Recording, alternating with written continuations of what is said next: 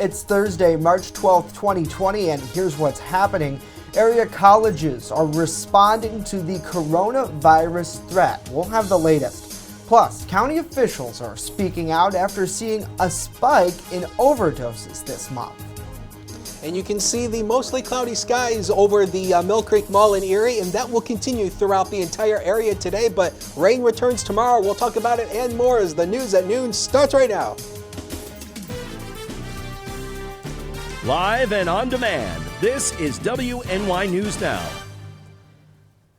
And thanks for joining us for WNY News Now. I'm Justin Gould. Officials with SUNY JCC will be transitioning the college to distance learning classes in response to coronavirus here in New York.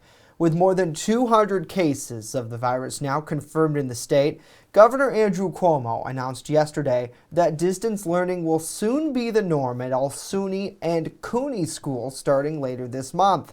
Cuomo says the schools must make the shift by March 19th, and this will last for the remainder of the semester. SUNY JCC, in an announcement on its website, says that their academic team is working to be ready to transition to distance learning by that deadline, although they will keep their campus open to students living in the residence halls.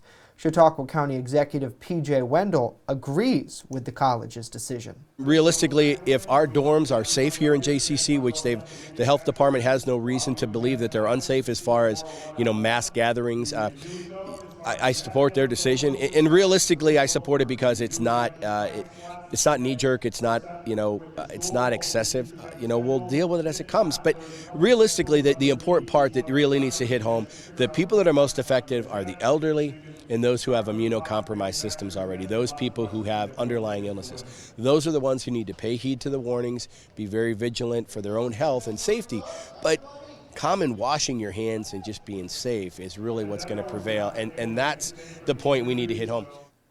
Now, SUNY Fredonia is also following the guidelines put forth by the governor. For most people, the new coronavirus causes only mild or moderate symptoms, such as fever and cough. For some, especially older adults and people with existing health problems, it can cause more severe illnesses like pneumonia. Well, the Chautauqua County Department of Health and Human Services is warning residents that there has been a spike in non-fatal overdoses, which may be a sign that a strong batch of heroin is in the community. Christine Schuyler, she's the Director of Health and Human Services, says that the department saw 19 overdoses just this month. In the first 11 days of this month, however, she's seen 19 overdoses in January and has seen 11 this month. Schuyler says no fatal overdoses have been reported yet so far.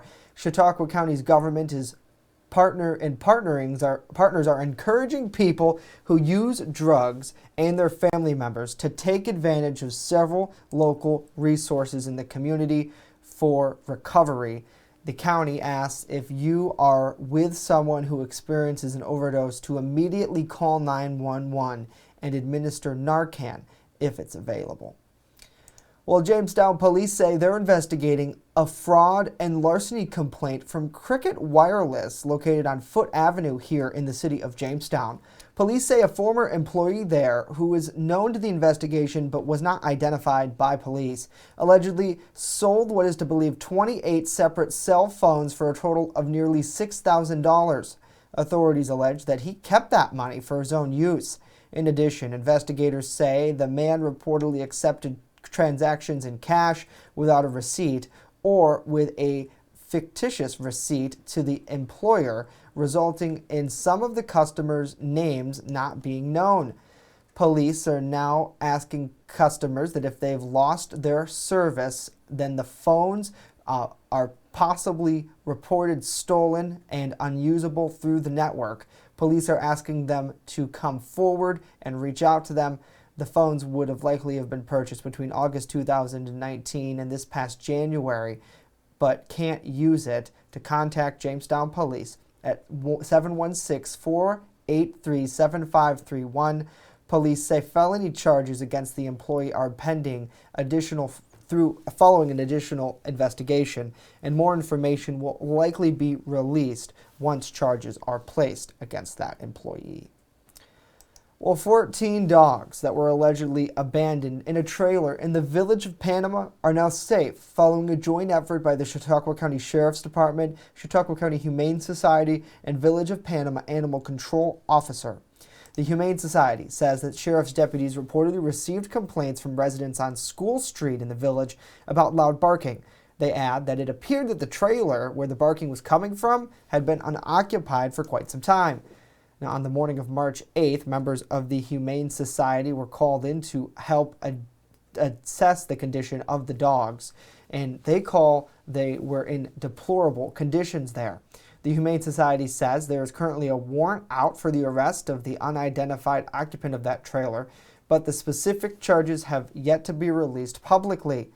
WNY News Now is continuing to seek updates on this story, and we will update the story at WNYNewsNow.com. Well, an annual event that aims to raise awareness for the need for skilled manufacturing in Chautauqua County took place at SUNY JCC today. Hundreds of students from area schools participated in the STEM Wars event that touts the importance of science, technology, engineering, and math. In addition to several activities and competitions that took place there, a career fair was held to bring students and potential employers together. We have a display full of machine parts that we've made, and a lot of it will be explaining how we go about the process from start to finish of making these parts, and how our business operates, and the different levels of involvement that you can have in a machining company, both from being on the floor machining to being in the office, accounting work, and every field that's possible. Now that's PJ Deegan. He's the co-owner of Stewart Tool and Die in Falconer, and he says the event is a great way to scout potential hires there. STEM Wars is co-presented by Dream It Do It of Western New York and the New York State Technology and Engineering Educators Association. Well, hopefully everybody is having a great day out there, and we thank you for joining us on WNY News Now. Let's take a look at the comments and see how everyone is doing. I'll get that pulled up here on the iPad. Gotta say hello to Joe. Hopefully you're doing well. Good afternoon to Jay. Thanks so much for being here. Hello to Butch, and hello to Tabby as well.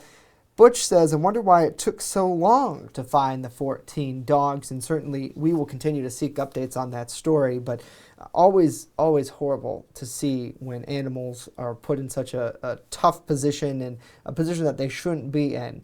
But certainly now, through the work of the great people at the Humane Society, in the Sheriff's Office, and with the town of Panama, they're working to help those dogs, and hopefully they'll be able to find them a proper home to go to, and whoever is responsible for this certainly hopefully will be taken to justice, and we'll of course continue to update that. The Sheriff's Office, to kind of clarify things, hasn't specifically released anything in regards to this case. The Humane Society is who let us know about it, so we will continue to update that post when we learn more.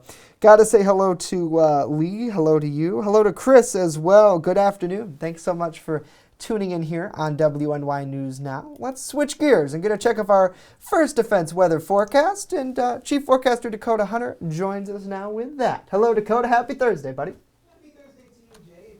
To all of you out there in live streaming land, and it is a dry Thursday, but not a lot of sunshine out there today. You can see here on First Defense Doppler radar, we have nothing across the area in terms of rain, but that will be changing as we go into tonight. Now, we had a little bit of fog this morning. A lot of the fog has since lifted, but 9-mile visibility currently in Erie, so there's a little bit of fog out there. There still could be some patchy fog, especially through the afternoon today. Otherwise, expect more clouds than sun, almost a repeat of yesterday, but I don't think we're going to see as much sunshine as we did yesterday. Of course, yesterday we had the sun peeking out from time to time. We did manage 43 as our high yesterday. That's right in line to where we should be for this time of the year. The average for this date is 42, and 36 was the low this morning. 70 and 20 below zero are in the record books for today. Now, the ski resorts, I threw this out on my Twitter last night. A lot of the ski resorts now are switching to spring skiing conditions. So, of course, the season is starting to come to a close as they're starting to get into spring. But again, all the surface cruises are still good. The bases are still somewhat good. Now, Mount Pleasant has announced they are closing after this weekend. So this is the final weekend. If you're a fan of Mount Pleasant down in Edinboro,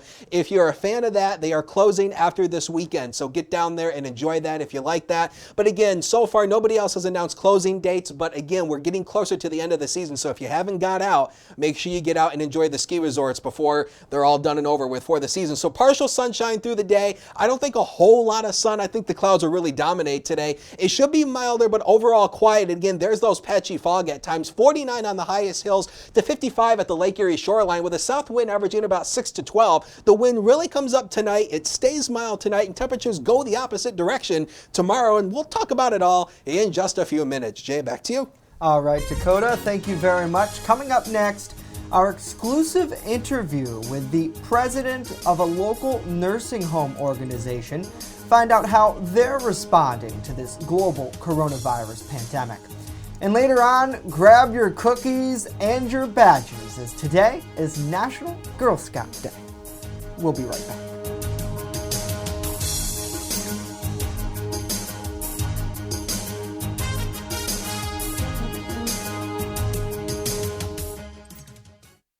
With coverage that matters. This is WNY News Now.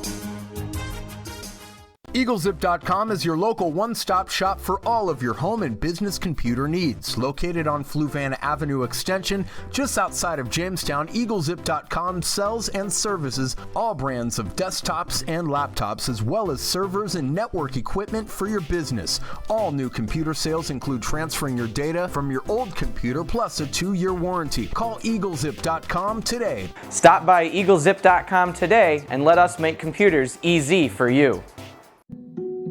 Every cookie sold in the Girl Scout Cookie Program helps girls learn lifelong lessons in people skills, decision making, money management, goal setting, and business ethics. It's amazing how much you can learn from a cookie. The Girl Scout Cookie Program. Think outside the box. And welcome back to WNY News Now. David Smeltzer, Heritage Ministries President and CEO, joins us now on the phone to talk about precautions his facilities are taking ahead of this coronavirus pandemic. David, thanks so much for joining us today. What is Heritage doing to prepare for the virus's potential impacts on our area? Well, we have first and foremost established a task force of experts in the industry, 2 of them from our skilled facilities, 1 from our assisted living and independent living facilities, 1 from a communication standpoint, and 1 who is a CDC certified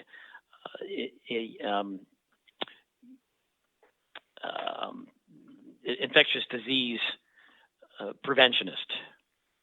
And so that team discusses daily the status of the virus in general and any impacts that might be occurring at any of our facilities nationwide. So it's not just here in Chautauqua County, but it's in Erie County with our facility in Clarence Center, and also up in the Watertown, New York area, as well as McHenry County in Illinois, outside of Chicago, and King County, which is where our facility is located in Seattle, Washington. And finally, down in the Meadville area in Pennsylvania, our Rolling Fields facility. So that team is evaluating and receiving feedback on a daily basis relative to what is going on in those communities, but also in the larger scheme of the coronavirus outbreak in general. They're also that team also reviews daily CDC recommendations and guidelines. It reviews Medicare, Centers for Medicare Services guidelines that come out as they come from the federal government relative to our facilities, and also reviews then local governmental authorities as well, because as you are probably aware, that a lot of this is a state and county level situation that's being handled as well. For example, in Washington, state of Washington, there are 3 counties who are under stricter guidance relative to the coronavirus because of the spread in those counties. Now, David, what are you instructing staff and residents to do in order to protect the elderly from the virus? So we are that team is putting together all of our communications for residents, staff, and their family members. And the first steps that we're taking are those that have been, in most cases, advised by the CDC, but we probably are going a little bit further in many cases than some other folks. For example, we are communicating with all of our residents and their family members that we would like to see visitation limited. We are requiring every visitor to fill out a questionnaire that evaluates their potential exposure and or risk for COVID-19. And if appropriate, we are denying them visitation rights in that facility. In addition to that, all employees are required to know what the symptoms are and to self-inform if they are experiencing some of those same criteria, and then they will be asked not to come to work. Our first priority is the safety and well-being of our residents and then our staff. And so we are erring on the side of an abundance of caution to limit visitation as much as we can in our facilities here in Chautauqua County. That's a fluid situation.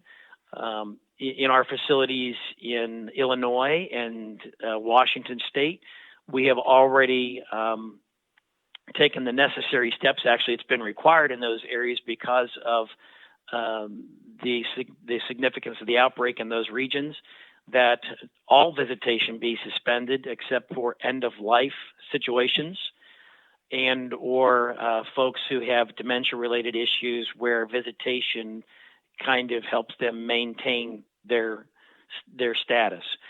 And in those cases, only 1 visitor per day. So it varies from location to location, and again, it's a very fluid situation in our facilities here in Chautauqua County. Now, it might be hard for loved ones not to visit, but as health officials say, it appears that the elderly are at the highest risk for contracting the virus. Absolutely. And as you know, and just stated, our residents are certainly at a higher risk than the general population. And so it's our responsibility to work closely with the regulatory bodies and governing authorities and our staff to make sure that our residents are safe and protected from this virus. If there is not any virus in our facilities at this point in time. But if there should be, our staff are already well trained in infectious disease control and prevention. And so we are already well versed in the process of quarantining residents as necessary, utilizing the appropriate personal protective devices and equipments that are available, the masks, the gowns and gloves, etc., face shields and goggles if called for. So that would be the next step if that's what would occur in our facility. So even in the case where we might develop, a resident might develop COVID-19 in one of our facilities, we would be prepared to assure that they're being cared for. If called for, they would be transferred to the hospital, but only if called for. We are prepared to take care of those folks in-house as much as we possibly can. Now, do you have a timeline as far as how long these protocols will be in effect? There is no timeline that we can forecast at this point in time.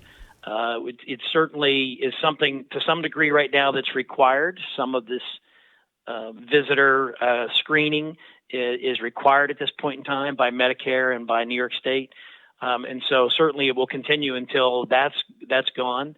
And again, our approaches will change likely once the virus enters our community. It'll be, we'll have to revisit our approach at that point in time. And then again, we'll continue this until we are sure that our residents are safe and that the virus is on a significant decline. Is there anything that you want our viewers to know about the precautionary measures that are now in effect?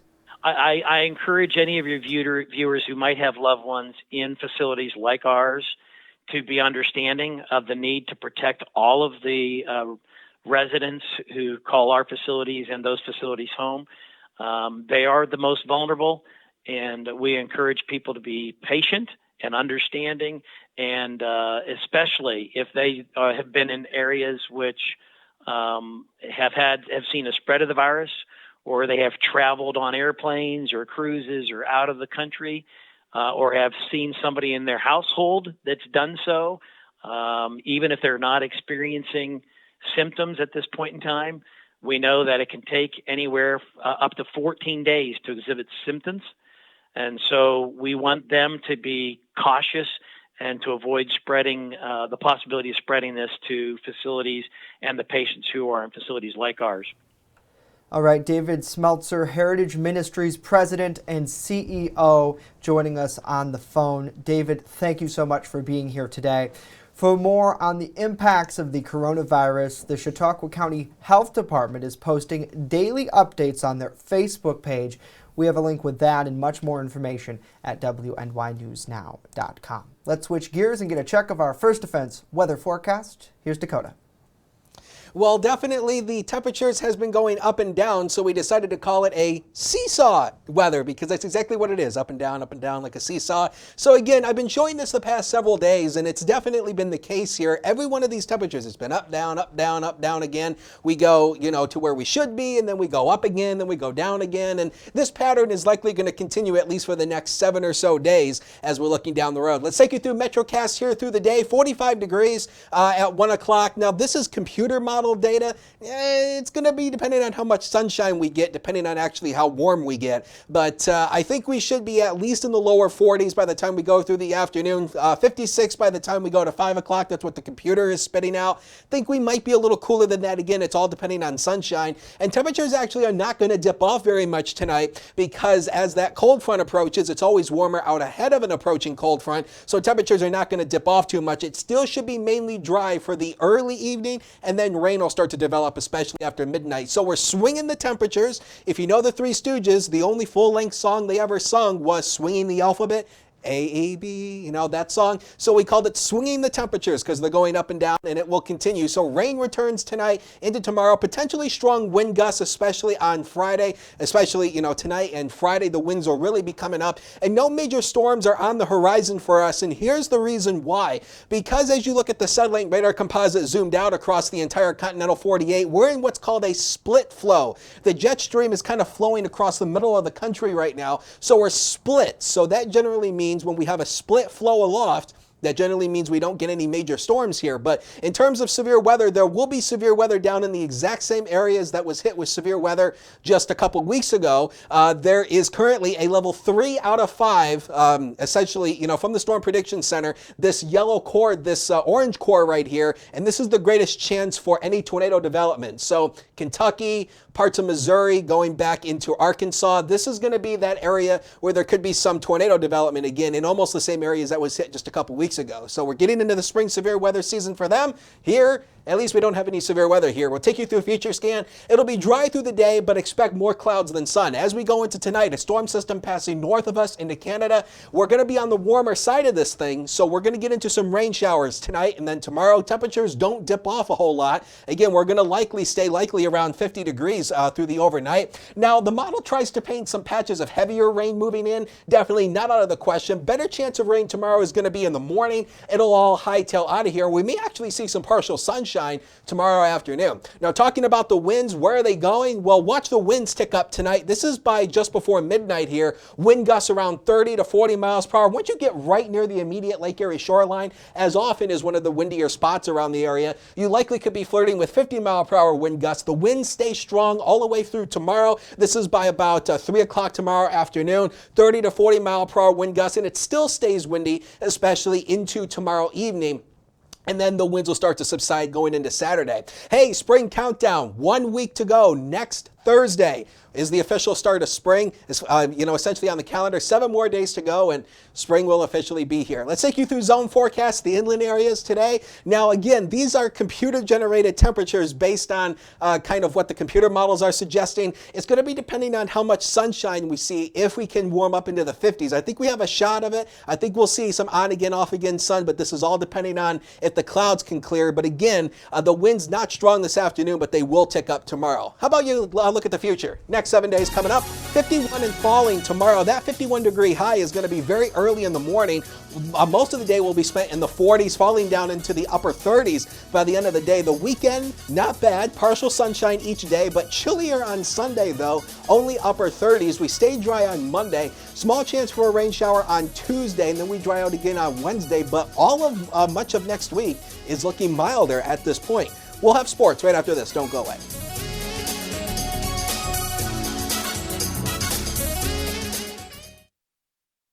You're watching WNY News Now, where coverage comes first.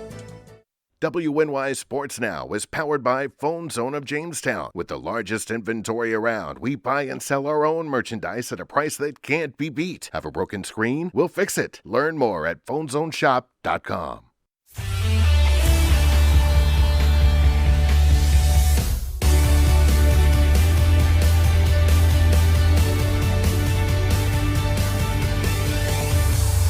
Happy Thursday, sports fans. We are nearing the end of the work week.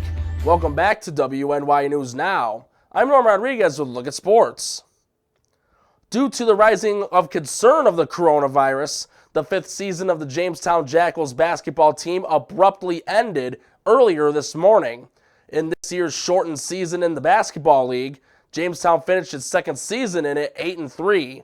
The TBL isn't the only league to stop play due to the coronavirus concern. The NBA and the NBA G League indefinitely suspended their seasons Wednesday night. League play in the TBL will resume in 2021. Sticking with basketball, on Saturday afternoon at 3:30, the Olean Huskies varsity boys basketball team will take on the Geneva Panthers at Buffalo State for the Section 6 Class B Far West Regionals. On a 9-game winning streak, Olean defeated Allegheny Limestone at Buff State 36-35 in the Class B Finals Tuesday to advance. Geneva, meanwhile, beat the Avon Braves 84-56 in their Class B Finals game in Bloomfield Wednesday. Tonight, with a 7 o'clock puck drop, the Buffalo Sabres will be on the road to take on the Montreal Canadiens. Buffalo is coming off a 3-2 shootout victory over the Washington Capitals Monday. Meanwhile, Montreal has lost their last 2, including a 4-2 loss over the Nashville Predators Tuesday. The game will be televised on MSGB. That's it for sports today. Back to Justin and Dakota. All right, Norm, thank you very much. Well, go ahead, admit it. You've already finished that box of Thin Mints, or maybe a couple of boxes of Thin Mints that you bought from your neighborhood Girl Scout. But the organization is so much more than just cookies. Today is National Girl Scout Day. March 12th recognizes the group and the millions of girls who are a part of it. The Girl Scouts of America was founded on March 12, 1912, and that makes this year its 108th birthday. The organization began as a way for girls to take part in service projects and outdoor activities, and those are the cornerstones and still part of its daily mission. Supporting the Girl Scouts is easy. You could volunteer to be a leader, donate to your local troop, or simply buy a box of cookies. And that would definitely be in line with the group's motto, be prepared, because one can never have enough tag-along cookies, Dakota. Mm-hmm. I love them. So delicious. I mean, just give me the cookies. I mean, who doesn't love Girl Scout cookies, though? Is your niece making out good this year? I'm not sure. I haven't talked with my brother in a while, but I did. But I know that she's been selling them. So. Yeah, I'm sure she's busy. She's busy. And this weekend they're having a big event at the mall where like Humane Society will be set up, and they'll be talking about different springtime projects. And I know last weekend I was there, and there was a lot of Girl Scouts selling them. I'm not sure if my niece's troop is going to be at that. No. I'm not sure. Again, I don't talk to my brother as nearly as much as I probably should, but you know. But certainly, there's a lot of ways you can buy them too. Online, lots of resources. So just search local Girl Scout cookies, and there's actually the Cookie Finder app. They have a Girl Scout mobile app, and you can help. You can look to find a local troop, and it really helps out. So everybody loves their Girl Scout cookies. Absolutely delicious. Well, hopefully everybody is having a good day out there. We thanks you for joining us here on WNY News Now. Got to say hello to Stacy, David, Renee, and Jay. Good afternoon to Amy as well. Hopefully you're all having a good day. And you made my day. Dakota's making my week with this weather. 7 days till spring. I'm ready just to put the pool up. Seriously. I thought you had an in-ground pool, Jay. No, I got one of those pop-up pools. Oh. Yeah. So you're not a big deal? No, I'm not that big of a deal. Okay. I think I'm that big of a deal. Yeah, 7 more days to go. There's the 7-day coming up for you very quickly. The high tomorrow's early will fall all the way through the 40s and the day in the 30s and the weekend. All right, Dakota, thanks. News 24/7, WNYNewsNow.com. We're back tomorrow. We'll see you then.